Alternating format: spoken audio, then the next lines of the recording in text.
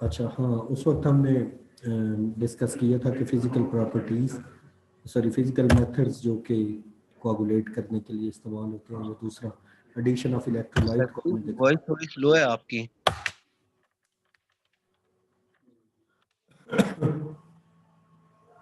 अब आवाज़ बेहतर है?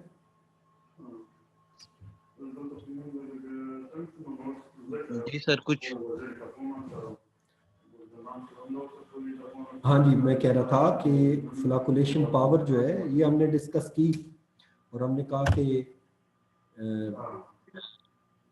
जो फ्लैकुलेशन पावर है, वो हमने कहा कि जितनी वैलेंसी ज़्यादा होगी उतनी उसकी फ्लैकुलेशन पावर ज़्यादा होगी। पॉजिटिव और नेगेटिव सोल्स के लिए हमने अपोजिट आइंस के थ्रू पॉजिटिव के चार्ज का डिस्चार्ज होना या नेगेटिव सोल के आइंस का डिस्चार्ज होना, हमने देखा कि जो ऊपर एडज़ॉर्ब हुए हुए पार्टिकल्स हैं, जो एडज़ॉर्ब होने वाले चार्ज हैं, वो अपोजिट आइंस से रिमूव होंगे, और वो अपोजिट आइन एक्टिव आइंस कहलाएंगे, और वो आएंगे इलेक्ट्रोलाइट से। तो हमने ये फ्लैकुलेशन पावर की बात कर दी, और फिर फ्लैकुलेशन वैल्यू में हमने कहा कि मिनिमम अमाउंट जो कि किसी इलेक्ट्रोलाइट की रिक्वायर होती है किसी सोल को फ्लैकुलेट करने के लिए, उसको हम फ्लैकुलेशन वैल्यू बोलते हैं। लेकिन फ्लैकुलेशन वैल्यू के लिए एग्जैक्ट एक और फार्मूला है। वो फार्मूला इसलिए है कि सपोज हमें नहीं पता कि अमाउंट कितनी है सोल की जिसको हमने प्रेसिपिटेट करवाना है, और कंसंट्रेशन क्या है इलेक्ट्रोलाइट की जिसको हमने यूटिलाइज करना है। तो वो कंसंट्रेशन और बाकी फैक्टर्स को ध्यान में रखते हुए कि कितना वॉल्यूम ऑफ दी सोल हम फ्लैकुलेट करवाना चाहते हैं, और कितनी कंसंट्रेशन का हम कोई एक्टिव आयन या इलेक्ट्रोलाइट यूज़ कर रहे हैं, तो उस हिसाब से फ्लैकुलेशन वैल्यू का फार्मूला भी है, उन बाद में शेयर कर दूँगा। तो फ्लैकुलेशन वैल्यू में हमने कहा कि जो मिनिमम अमाउंट रिक्वायर्ड होती है किसी इलेक्ट्रोलाइट की किसी सोल को प्रेसिपिटेट करवाने के लिए, उसको फ्लैकुलेशन वैल्यू बोलते हैं। वो मिनिमम अमाउंट हमने कहा कि क्लोराइड आयन की ज़्यादा मिकदार चाहिए होगी सल्फेट आयन की निस्बत, और सल्फेट की ज़्यादा चाहिए होगी as compare to phosphate ion, क्योंकि अमाउंट ज़्यादा रिक्वायर्ड है वैलेंसी कम होने की वजह से। तो इस वजह से हमने ये आर्डर या सीक्वेंस चेंज किया, जो कि फ्लैकुलेशन पावर में हमने पहले देखा था उसके हिसाब से। फ्लैकुलेशन वैल्यू में हमने कहा कि मोनो वेलेट जो है वो डाई वेलेट से, और डाई वेलेट ट्राई वेलेट से ज़्यादा मिकदार में इस्तेमाल होंगे फ्लैकुलेट करवाने के लिए, तो इसलिए उनकी वैल्यू ज़्यादा होगी। इस स्लाइड में मैंने वो जो पहले डिस्कस कर रहे थे उनको दोनों को इकट्ठा कर दिया। हार्डी-शुल्ज़ रूल मैंने बता दिया कि हार्डी-शुल्ज़ रूल ये कहता है कि जितनी किसी इलेक्ट्रोलाइट में एक्टिव आयन की वैलेंसी ज़्यादा होगी, उतनी उसके अंदर स्ट्रेंथ या पावर ज़्यादा होगी किसी कोलाइड को, किसी सोल को फ्लैकुलेट या कोआगुलेट करवाने के लिए। तो इसका मतलब ये हुआ कि हम इसको यूँ कह सकते हैं, greater the valency of active ion greater is the power of coagulation. तो जितनी ज़्यादा किसी की वैलेंसी ज़्यादा होगी, उतनी फिर उसकी अमाउंट कम यूटिलाइज होगी। तो हम इसको यूँ कह सकते हैं कि फ्लैकुलेशन वैल्यू जो है वो फ्लैकुलेशन पावर के इनवर्सली प्रोपोर्शनल है।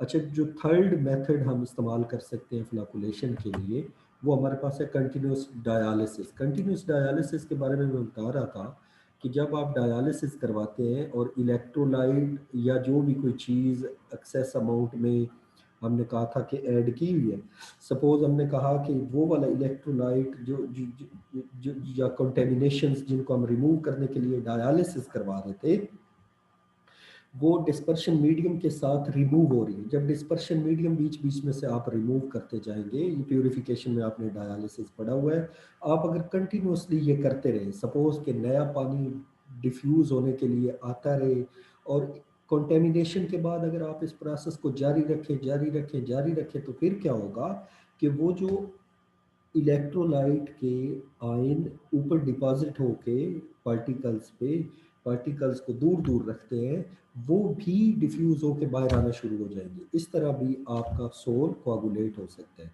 ये कंटिन्यूस डायलिसिस भी कोआगुलेशन काज करती है।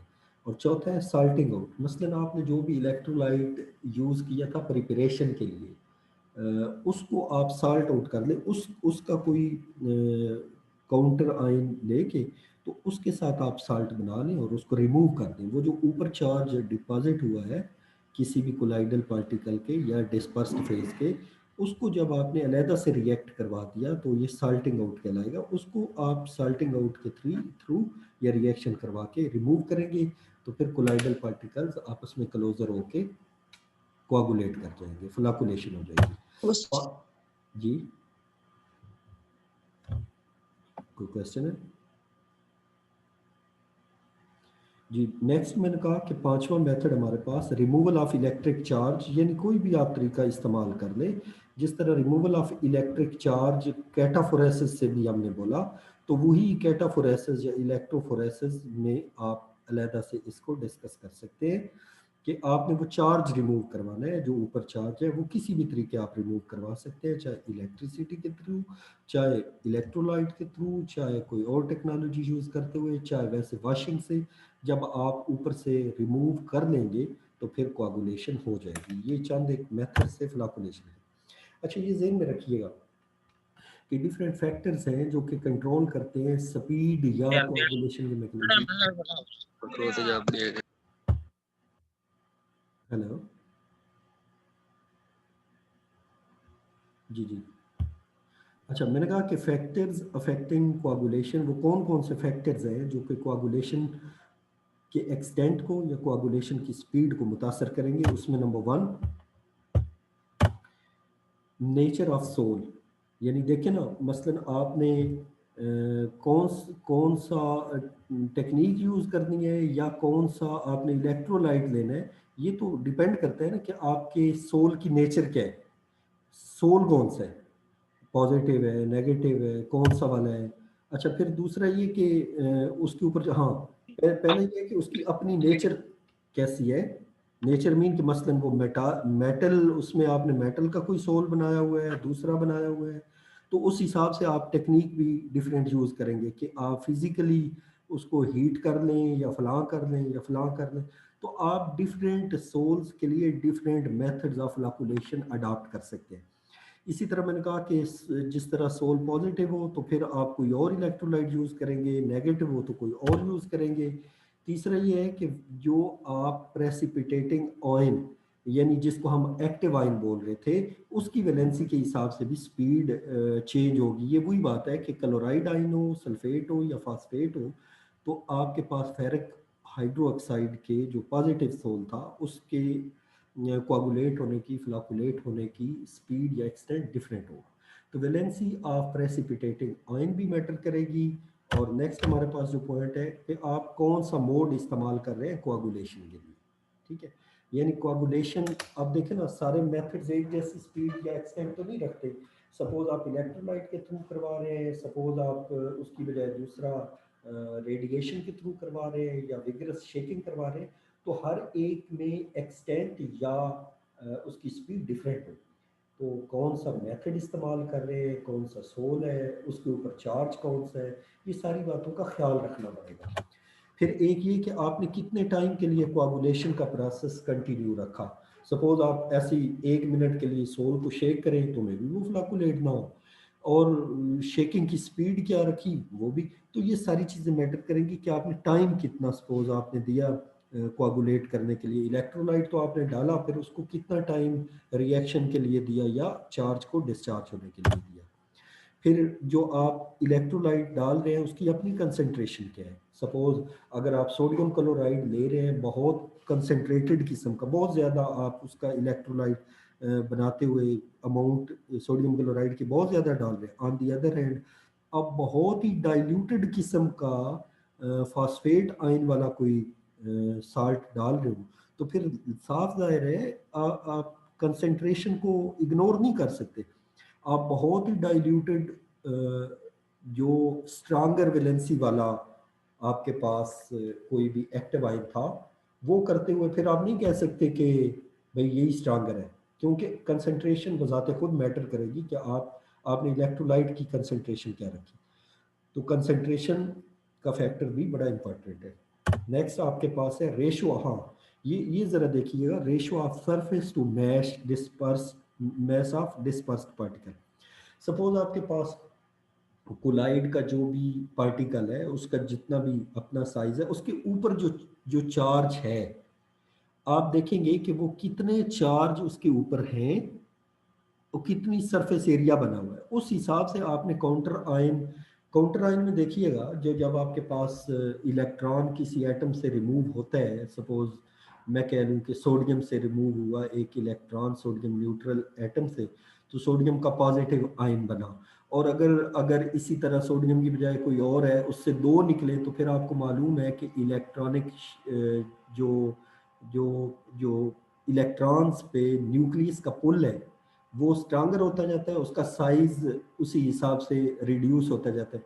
तो फिर आप यूं कहते हैं कि यानी उसकी ग्रेट न्यूक्लियस की स्ट्रांगर होती जाती है।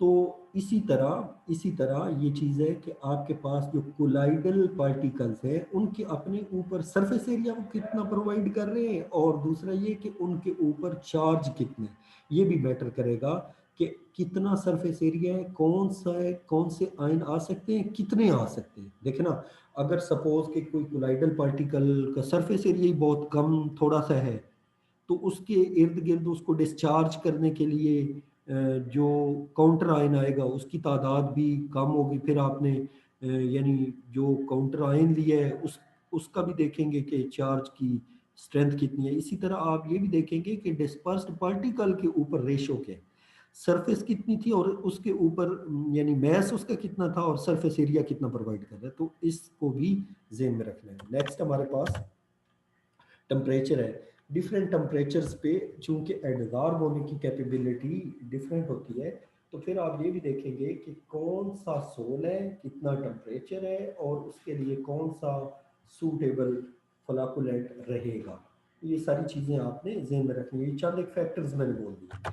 अब अगर आप सेंट्रीफ्यूज करके आप कोआगुलेशन करवा रहे हैं, ये सेंट्रीफ्यूज करके कोआगुलेशन कैसे करवा सकते हैं, आपने पहले भी ये मेथड पढ़ा था, जिसमें हमने कहा कि सेंट्रीफ्यूज करते हुए याद करें ज़रा, ये 2-4 लेक्चर्स पहले हम जब प्यूरिफिकेशन के बारे में पढ़ रहे थे, तो हमने कहा कि हम सेंट्रीफ्यूज करते हुए बहुत हाई स्पीड पे कोलाइडल पार्टिकल या डिस्पर्स पार्टिकल को डिस्पर्शन मीडियम से सेपरेट कर सकते हैं। या इसको जब वो सेपरेट करने का मतलब ये है कि जब डिस्पर्शन मीडियम निकालेंगे तो बाकी आपस में क्लोजर हो जाएंगे। तो तो तो वो सेंट्रीफ्यूगल फोर्सेस जो है यानी वो भी मैटर करेंगी कि स्पीड क्या है सेंट्रीफ्यूज करने की, या उसको किस नेचर के हिसाब से हम कौन सी टेक्निक यूज करें। ये चंद एक मैंने आपको फैक्टर्स बताए हैं। इसी तरह एजिटेशन, सेंट्रीफ्यूज और एजिटेट करने में थोड़ा सा डिफरेंट है। वो क्या है, सेंट्रीफ्यूगल टेक्नोलॉजी में आप कोई बीच में कोई स्टीरर वगैरह नहीं रखते, बल्कि आप वैसे उसको रोटेट करवाते हैं, जबकि एजिटेशन में जिस तरह दूध के अंदर मथानी डालते हैं, आप अंदर कोई स्टीरर डालते हैं, और बाकी उसमें यही है कि उसको वो तेज़ी से हिलाता है। दो डिफरेंट डेंसिटी रखने वाले पार्टिकल सेपरेट हो सकते हैं, जिस तरह मैंने यूरेनियम 235 238 वाली भी एग्जांपल दी थी, या आपको पता है दूध से मक्खन अलग करते हैं। तो ये चंद एक फैक्टर्स है कि एजुटेशन की स्पीड क्या है वगैरह। अच्छा, अभी कुछ चीज़ें जो हमने प्रैक्टिकल्स के हवाले से यही सोल की प्रिपरेशन वाली हमने डिस्कस करनी है। आपके प्रैक्टिकल्स में ना 7th सेमेस्टर में एक प्रैक्टिकल है कोलाइड की प्रिपरेशन। ये जो हमने पहले मेथड पढ़े हैं, मेरा ख्याल है वो हमने बड़ी डिटेल से पढ़े कि प्रिपरेशन के कौन कौन से मेथड हो सकते हैं, और फिर उनको जो आपने पढ़ा था फिजिकल मेथड, केमिकल मेथड वगैरह वगैरह, जो कोर्सर पार्टिकल को स्मॉलर पार्टिकल में, स्मॉलर पार्टिकल को कोर्सर में, ट्रू सॉल्यूशन से कोलाइड्स में, सस्पेंशन से कोलाइड में, हम डिफरेंट अप्रोचेस को अडॉप्ट करते हुए आ सकते हैं। तो जो आपके प्रैक्टिकल में इस सेमेस्टर में जो शामिल है वो सिर्फ इतना ही है कि आपने कोई कोलाइड प्रिपेयर करना है, और वो कोलाइड दो किस्म के आप प्रिपेयर कर सकते हैं। जो कोलाइड वाला प्रैक्टिकल है वो कौन कौन से हैं, एक आर्सेनस सल्फाइड का और दूसरा आपके पास है फेरिक हाइड्रोक्साइड का। अब फेरिक हाइड्रोक्साइड के लिए जो आपने प्रिपरेशन वाले पहले पढ़ा हुआ है ना, प्रिपरेशन के मेथड्स आपको याद होगा, मैं अगर उसी स्लाइड पे दोबारा आपको ले चलूँ, मैं कोशिश करता हूँ कि वही वाली आपके सामने प्रेजेंटेशन दोबारा से, प्रिपरेशन ऑफ कोलाइड्स थी, और ये थी डिफरेंशिएशन मेथड के थ्रू।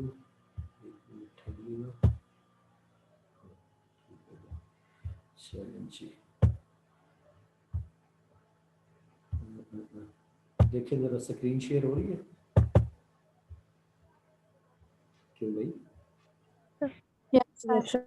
हाँ जी, यस सर। ये प्रिपरेशन जब हमने करवाई थी कोलाइड्स की, तो उसमें हमने पढ़ा था एक एक ये वाला फेरिक क्लोराइड को आपने लेके पानी के अंदर डिज़ोल्व किया, डिज़ोल्व करने की कोशिश की, और फिर क्या किया उसको थोड़ी देर बाद जब आप देखते हैं या ऑब्जर्व करते हैं तो आप चेक करेंगे, आप देखेंगे कि फेरिक हाइड्रो ऑक्साइड का सोल बनेगा। आपको पता कैसे चलेगा ये कि सोल बना है कि नहीं, इसको ज़रा समझिएगा।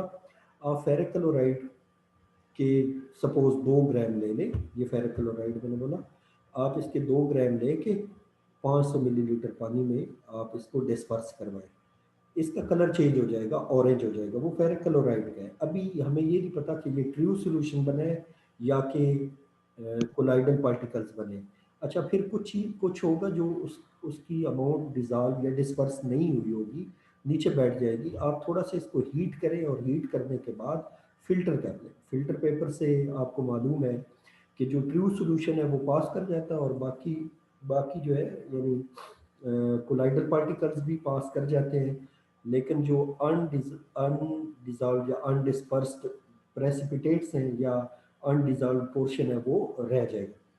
तो मैं वही कह रहा हूँ कि आपने क्या करना है, 2 ग्राम लें, 3 ग्राम ले लें, 500 मिलीलीटर पानी में जो कि डिस्टिल्ड वाटर हो उसके अंदर आप इसको डिस्पर्स करवाएंगे और फिल्टर आउट कर लेंगे। थोड़ा सा इसको पहले हीट करेंगे।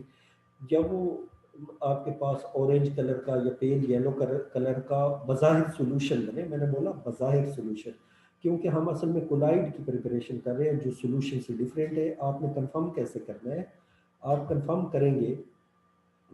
करेंगे कि आप टॉर्च ले लें, टॉर्च से आप उसके ऊपर चेक करें, बीकर के ऊपर आप टॉर्च को लाइट के थ्रू देखें कि क्या स्कैटरिंग हो रही लाइट की या नहीं। अगर ब्राइटर पाथ नज़र आए तो इसका मतलब है कि पार्टिकल का साइज कोलाइडल रेंज में है। और इसी तरह दूसरा जो हमारे पास प्रिपरेशन के लिए आप अगर लैब में फेरिक क्लोराइड की बजाय फेरिक एसीटेट मौजूद हो तो आप उसके थ्रू भी कर सकते हैं। और डबल डिकम्पोजिशन वाला मेथड जो हमने पहले पढ़ा था, आर्सेनस सल्फाइड की प्रिपरेशन था। मैंने कहा आर्सेनस ऑक्साइड को आप लेंगे, आर्सेनस ऑक्साइड को पानी में डिजॉल्व करेंगे, इसका सॉल्यूशन बनाएंगे। तो ये जो सॉल्यूशन बनेगा उसके अंदर हाइड्रोजन सल्फाइड की बबलिंग करवाएंगे। हाइड्रोजन सल्फाइड में से सल्फर रिप्लेस करेगा ऑक्सीजन को और आर्सेनस सल्फाइड का सोल बनेगा। इसका कलर भी चेंज हो जाएगा। वो आर्सेनस सल्फाइड का जो सोल है उसको अगेन आप टॉर्च के थ्रू चेक कर सकते हैं। अच्छा, एक और मेथड जो उसको चेक करने के लिए है और जो असल में आपका प्रैक्टिकल नेक्स्ट सेमेस्टर में है, लेकिन चूंकि आज के टॉपिक से वो रेलिवेंट था तो मैं अभी थोड़ा सा एक्सप्लेन कर देता हूँ। आपने पढ़ा कि हार्डी शोल ज़रूर ये कहते हैं कि जब हमने किसी सोल को फ्लाकुलेट करवाना हो, कोआगुलेट करवाना हो, तो हम क्या कर सकते हैं, एक मेथड ये भी है, इलेक्ट्रोलाइट को ऐड करें। इलेक्ट्रोलाइट को ऐड करेंगे तो कोआगुलेशन हो जाएगी। डिपेंड करता है कि कौन सा सोल है। सपोज अभी थोड़ी देर के लिए मैं कह रहा हूँ कि फेरिक हाइड्रोक्साइड है। अब फेरिक हाइड्रोक्साइड, चूंकि मैंने बताया था कि फेरिक क्लोराइड जब पानी में डिजॉल्व आप करते हैं तो उसके बाद क्या होता है कि ये फेरिक ही के अपने पॉजिटिव आयन, यहाँ पे फेरिक हाइड्रोक्साइड बना ना, तो फिर ये फेरिक के अपने पॉजिटिव आयन जो और एक्सेस में मौजूद है ये यहाँ पे आके बैठने इसके ऊपर शुरू कर देते हैं, एडजॉर्ब होना। तो ये पॉजिटिव किस्म का कोलाइड बनता है। इस पॉजिटिव कोलाइड यानी पॉजिटिव चार्ज को अगर आप रिमूव कर लें तो फिर क्या होगा कि वो जो आपके पास बना हुआ सोल है वो कोआगुलेट कर जाएगा। तो आप वो चार्ज को रिमूव करने के लिए इलेक्ट्रोलाइट, आपके पास 3 किस्म के इलेक्ट्रोलाइट मैंने बोला, सल्फेट वाले, क्लोराइड वाले और फास्फेट वाले। कोई सा भी आप साल्ट तीनों ले लें। आप क्या करें, तीनों का एक जैसी कंसंट्रेशन ले लें या डिफरेंट कंसंट्रेशन ले लें। वो जो डिफरेंट कंसंट्रेशन लेंगे फिर आगे फार्मूले में ऐड होके, फार्मूले में शामिल होके आपको वैल्यू एग्जैक्ट ही देगी। लेकिन चलें फिर फिलहाल मैं आपको समझाने के लिए यूँ कह रहा हूँ थोड़ी देर के लिए कि सपोज आप तीनों का 0.001 मोलर सॉल्यूशन प्रिपेयर कर लें, सोडियम क्लोराइड का भी, और दूसरा मैंने बोला कि सल्फेट का कोई आयन ले लें, सपोज सोडियम सल्फेट ले लें, सोडियम फास्फेट ले लें, या कोई और जो। अच्छा, आपने सल्फेट, फास्फेट और क्लोराइड आयन के 3 साल्ट ले लिए, जिन तीनों की कंसंट्रेशन मैंने 0.001 इक्वल रखी। अब मैं कह रहा हूँ, चूंकि अभी मैंने आपको बताया कि जितनी ज़्यादा वैलेंसी स्ट्रांगर होगी एक्टिव आयन की, उतनी उसकी फ्लैकुलेशन पावर ज़्यादा है, और जितनी किसी की फ्लैकुलेशन पावर ज़्यादा होगी उतनी उसकी कम अमाउंट चाहिए होगी। करना आपने ये है कि 10 टेस्ट ट्यूब्स ले लेनी है। बात सुन रहे हैं, समझ आ रही है? Yes sir. 10 टेस्ट ट्यूब्स ले ली, हर टेस्ट ट्यूब में 10 मिलीलीटर फेरिक हाइड्रोक्साइड का सोल डाल लिया। हर एक में फेरिक हाइड्रोक्साइड का 10 मिलीलीटर आपने सोल डाल लिया। अच्छा, फिर क्या करेंगे? पहले वाली टेस्ट ट्यूब में आप, मैं कह रहा हूँ कि अभी हम इलेक्ट्रोलाइट नंबर 1 जो कि सोडियम क्लोराइड है, सोडियम क्लोराइड जिसकी कंसंट्रेशन आपने रखी 0.001, 0.001 molar solution of sodium chloride आप लेंगे सिर्फ 1 मिलीलीटर, पहली टेस्ट ट्यूब में डाल देंगे सिर्फ 1 मिलीलीटर, और बाकी 9 मिलीलीटर आप पानी डाल देंगे। अब टोटल वॉल्यूम जो कोलाइड का हो गया वो 20 हो गया, जिसके अंदर, उस 20 के अंदर सिर्फ 1 मिलीलीटर ऑफ प्रेसिपिटेटिंग इलेक्ट्रोलाइट हमने ऐड किया, यानी सोडियम क्लोराइड। दूसरी टेस्ट ट्यूब में आप 2 मिलीलीटर सोडियम क्लोराइड के और बाकी 8 मिलीलीटर डालेंगे पानी। फिर इसी तरह तीसरी में 3, चौथी में 4, पांचवी में 5, छठी में 6, वगैरह वगैरह वगैरह। अब 10 टेस्ट ट्यूब्स में 10वीं में जब पहुंचेंगे तो आप क्या करेंगे? 10 मिलीलीटर ऑलरेडी आपके पास सोल है, और 10 मिलीलीटर आपने यूज किया होगा जो आपका इलेक्ट्रोलाइट का सोल्यूशन है, पानी उसमें नहीं डालना। तो टोटल वॉल्यूम सब में 20 मिलीलीटर रहा। अब इस 20 मिलीलीटर वॉल्यूम के कोलाइड को प्रेसिपिटेट करने के लिए जो अमाउंट यूज हुई वो हमने चेक कर दी है। देख लें, कंसंट्रेशन तो सबकी हम कह रहे हैं कि सेम थी, 0.001 मोलर इलेक्ट्रोलाइट की। आप चेक करेंगे, आप इसको ना थोड़ी देर तो आप इसको मिक्स करेंगे, टेस्ट ट्यूब के ऊपर थंब रखेंगे, आप इसको हिलाएंगे, टिल्ट करेंगे, थोड़ी देर शेक करेंगे, आप इसको रख देंगे। आप रखेंगे तकरीबन 2 घंटे के लिए, ये आपस में रिएक्ट होने के लिए इसको इतना 2-3 घंटे का टाइम चाहिए होता है। फिर आप नोट करेंगे, सपोज अभी मैं आपको एक बात बता रहा हूँ कि चूंकि पहली टेस्ट ट्यूब में बहुत ही कम अमाउंट है प्रेसिपिटेट करवाने वाले एक्टिव आयन या प्रेसिपिटेट करवाने वाले इलेक्ट्रोलाइट की, तो पहली टेस्ट ट्यूब में हो सकता है कि कोआगुलेशन ना हुई हो, दूसरी में भी मैं कह रहा हूँ सपोज नहीं हो, तीसरी में भी कोई प्रेसिपिटेट्स नजर नहीं आए, जिस तरह का पहले कोलाइडल सॉल्यूशन था वैसे ही ना, चौथी में भी नहीं हुआ। थोड़ी देर के लिए ऐसी मैं इमेजिन कर रहा हूँ कि सपोज 5वीं टेस्ट ट्यूब में कोलाइड के पार्टिकल कोआगुलेट कर गए। ये जो 5वीं टेस्ट ट्यूब में कोआगुलेट कर गए, इससे मुझे क्या अंदाजा होगा? इससे अंदाजा ये होगा कि जो 1 मिलीलीटर था इलेक्ट्रोलाइट का जिसकी कंसंट्रेशन 0.001 थी, वो सफिशिएंट नहीं था। 2 मिलीलीटर भी सफिशिएंट नहीं था, 3 मिलीलीटर भी सफिशिएंट नहीं था, 4 मिलीलीटर भी सफिशिएंट नहीं था, लेकिन फिफ्थ जो कि 5 मिलीलीटर था वो कोआगुलेट करवा गया। और अगर 5 मिलीलीटर वाली टेस्ट ट्यूब में कोआगुलेशन हो गई है तो आगे वाली सारी टेस्ट ट्यूब्स 6, 7, 8, 9 और 10 मिलीलीटर वाली इलेक्ट्रोलाइट रखने वाली टेस्ट ट्यूब्स में कोआगुलेशन लाजमी हो चुकी होगी। तो यहाँ पे फिर मुझे सॉर्ट आउट करना है कि एग्जैक्ट अमाउंट कितनी चाहिए थी। ये तो मुझे पता चल गया कि 4 ना काफ़ी थी और 5 काफ़ी थी।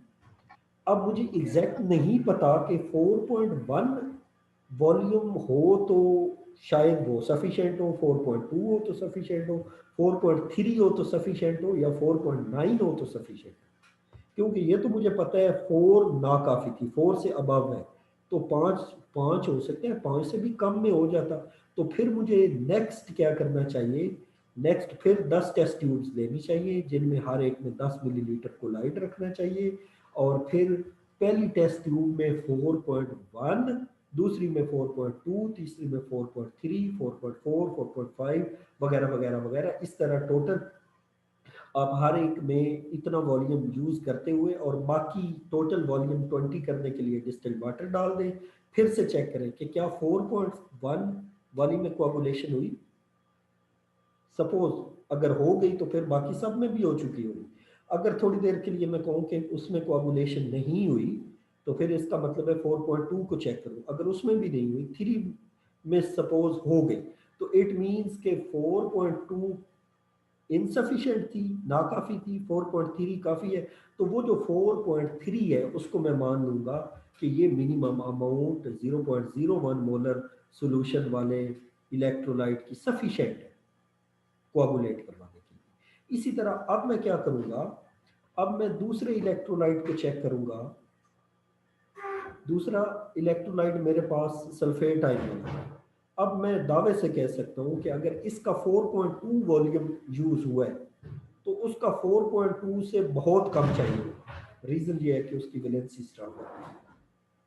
ये बात तो लॉजिकल है ना, समझ आ रही है ना। और यही जो बात अभी मैंने की ये असल में हार्डी शोल्स ने की। हार्डी शोल्स ने यही कहा था कि greater the valency of precipitating ion या active ion greater will be the fluctuation power. ठीक है, तो जितनी किसी की फ्लक्चुएशन पावर ज्यादा होगी उतनी उसकी अमाउंट कम यूज होगी।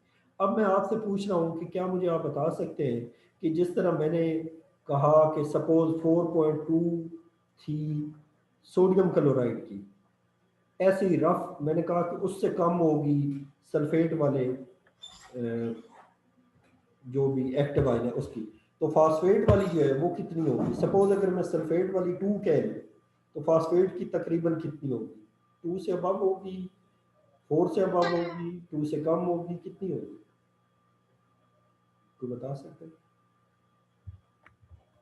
2 से कम होगी सर। लाजमी बात है 2 से कम होगी, ठीक है शाबाश। इसी तरह ये जो मैंने बताया कि हमारे पास एक तरीका था फेरिक हाइड्रोक्साइड का कोलाइड बनाना और फिर हार्डी शोल्स रूल को जस्टिफाई करना या डिफरेंट इलेक्ट्रोलाइट की फ्लक्चुएशन वैल्यू डिटरमिन करना। दूसरा प्रैक्टिकल जो हम कर सकते हैं वो आर्सेनस सल्फाइड का सोल बनाने के लिए मैंने बताया आर्सेनस ऑक्साइड का सोल्यूशन बनाएंगे, हाइड्रोजन सल्फाइड की बबलिंग करवाएंगे, कलर चेंज हो जाएगा हाइड्रोजन सल्फाइड, फिर थोड़ी देर इसको हीट करेंगे, एक्सेसिव जो सल्फाइड आयंस हैं वो उड़ जाएंगे और फिर आप क्या करेंगे आर्सेनस सल्फाइड को इसी तरह से कोआगुलेट करवाएंगे। किस किस इलेक्ट्रोलाइट के जरिए, चूंकि इस पर नेगेटिव आयन है तो नेगेटिव वाले को आप इलेक्ट्रोलाइट्स की डिफरेंट जो पावर्स चेक करेंगे वो कौन कौन सी चेक कर सकते हैं।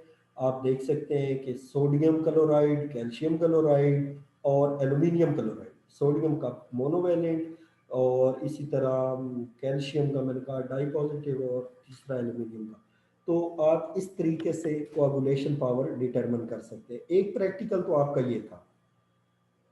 अच्छा जो कोर्स स्कीम थी उसमें आपका एक और प्रैक्टिकल कौन सा था, आप सातवें सेमेस्टर में, हाँ आपने एडजॉर्प्शन आइसोथर्म्स पढ़ी थी। मैंने आपको लैंगमायर फ्रोंडलिक और तीसरी एडजॉर्प्शन आइसोथर्म बेट एडजॉर्प्शन आइसोथर्म पढ़ाई थी। हेलो जी सर। जी जी यस सर। हाँ जी, आपको अगर याद हो हमने ये एक लॉ पढ़ा हुआ है, रूल पढ़ा हुआ है कि जितनी कंसंट्रेशन ज्यादा होगी उतनी एडजॉर्प्शन क्या होगी। ज्यादा होती है सर। ज्यादा होती जाएगी।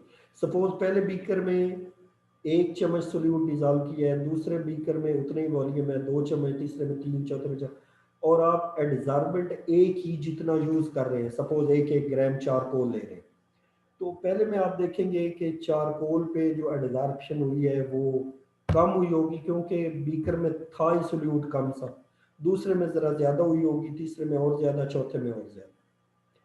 तो लेकिन फिर एक वो भी तो वक्त आएगा कि आप भले कंसंट्रेशन बढ़ाते रहे लेकिन एडजॉर्प्शन का एक्सटेंट आगे बढ़ेगा नहीं। उसकी रीजन ये होगी कि एडजॉर्बेंट जितना आपने डाला था उसके ऊपर मौजूद एक्टिव साइट सारी की सारी कवर हो चुकी होगी। ये बात समझ आई। सपोज 1 ग्राम के ऊपर मैं कह रहा हूँ कि 1000 एक्टिव साइट्स हैं, थोड़ी देर के लिए अगर इमेजिन करें तो फॉर एग्जांपल आपने पहला सॉल्यूशन जो प्रिपेयर किया वो 10 ppm का किया, वो 10 ppm में अब हो सकता है कि इतने ज़्यादा मॉलिक्यूल्स हों, यानी उनमें से एडजॉर्प्शन हो गई, सपोज वो एक्टिव साइट्स पे सारे के सारे बैठ गए, 20 ppm वाले भी सारे बैठ गए, 30 वाले भी।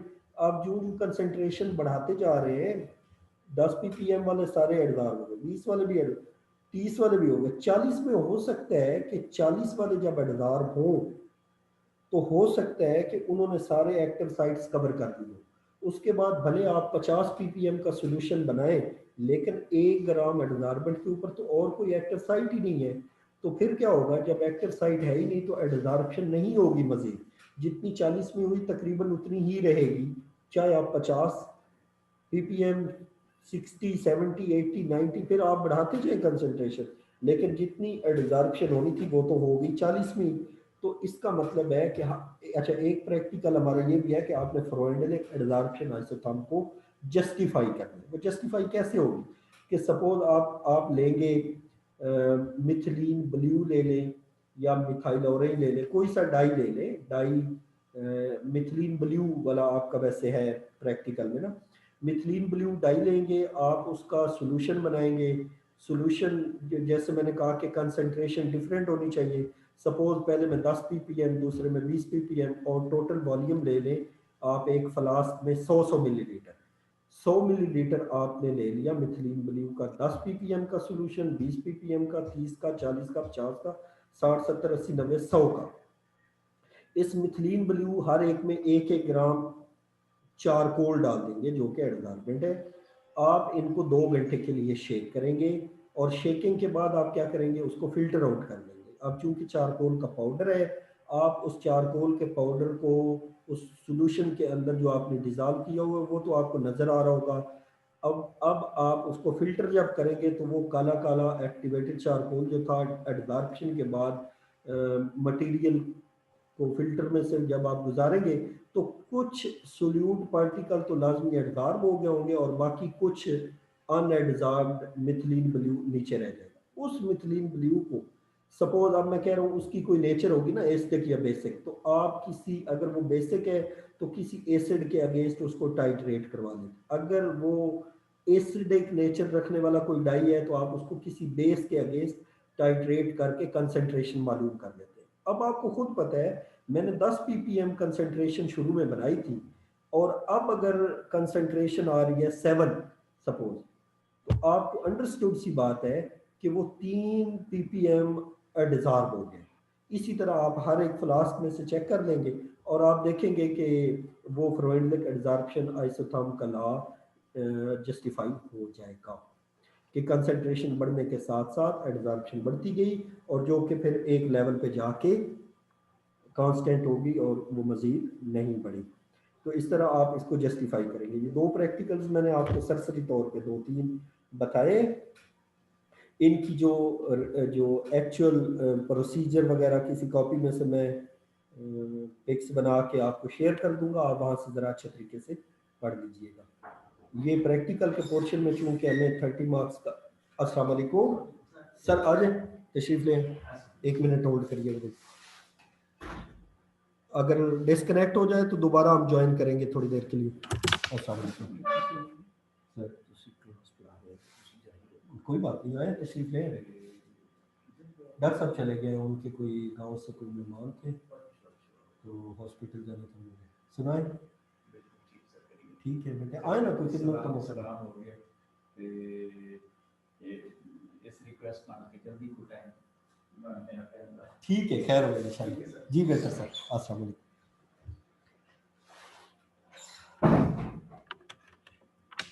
हाँ जी, बात हो गई थी।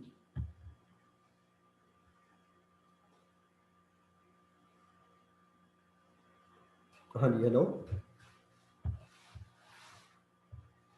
हेलो, आवाज आ रही है? Yes sir. जी जी सर अच्छा, हाँ, अभी 2 मिनट में ना ये ख़त्म होने वाला है, तो आप दोबारा ज्वाइन करेंगे, लेकिन मैं फिर से कह रहा हूँ कि मैं थोड़ा सा उसको देख लूँ जो सिलेबस में प्रैक्टिकल्स हैं। एक मैं और प्रैक्टिकल डिस्कस करना चाहता हूँ, फिर उसका प्रोसीजर वगैरह वगैरह किसी प्रैक्टिकल कॉपी में से आपको मैं पिक्स भेज दूँगा, आप थोड़ा सा उसको भी देख लेंगे। हाँ, एक और टॉपिक भी मैंने डिस्कस करना है, मज़ीद आपके मुझे तकरीबन 10-15 मिनट ही चाहिए, ज़्यादा आपका टाइम नहीं। सर जी जी सर प्लीज आज के लिए काफी, आप बिल्कुल भी हिम्मत नहीं एब्जॉर्ब करने की। मेरी अर्ज सुने, मुझे सिर्फ 10-15 मिनट चाहिए, बहुत ज़्यादा टाइम नहीं चाहिए मुझे आपका, फिर बाद में मेरे पास सर टाइम नहीं सुबह है। से क्लासेस हो रही हैं। जी जी मैं समझ सकता हूँ, 10-15 मिनट आप थोड़ी सर गुंजाइश आप निकाल। कल लीजिएगा क्लास। सर लीजिएगा क्लास, कल आराम से पढ़ा दीजिए। कल मैं अवेलेबल नहीं हूँ, मैं इसी वजह से आज इसको वाइंड अप करना चाहता हूँ। आगे आप लोगों ने पेपर्स की तैयारी करनी है, तो बस सिर्फ 10-15 मिनट और हमने डिस्कशन करनी है, उसके बाद वाइंड अप कर रहा हूँ। जी ठीक है सर। जी जी दोबारा ज्वाइन करिएगा, मैं ज़रा सिलेबस निकालूँ। ओके, अल्लाह हाफिज़ फिलहाल के लिए। Okay sir. दोबारा ज्वाइन करिएगा, ठीक है।